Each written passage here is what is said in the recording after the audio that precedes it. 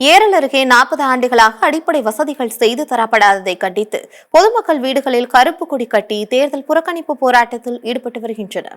தூத்துக்குடி மாவட்டம் ஏரல் அருகே உள்ள வளவன் நகர் பகுதியில் 30க்கும் மேற்பட்ட குடியிருப்புகள் உள்ளன.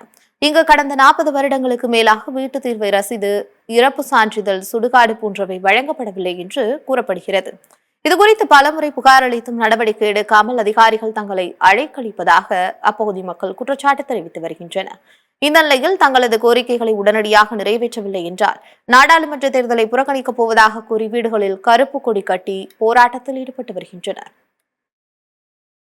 நாங்கள் 40 ஆண்டுகளாக அந்த ஊரில் வசித்து வந்துக்கிட்டு இருக்கோம். எங்களுக்கு வீட்டு தீர்வை எதுவுமே போட்டு தரல. லோன் வீடு தான் கட்டி தந்தாங்க, காங்கிரீட் வீடு.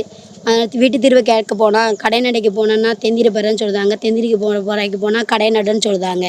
வீட்டு தீர்வு கொடுத்துருங்க. இறந்தவங்க சான்றிதழ் எடுக்கவே முடியல. எங்கள் மாமனார் இறந்து ஒரு 9 வருஷம் ஆகுது.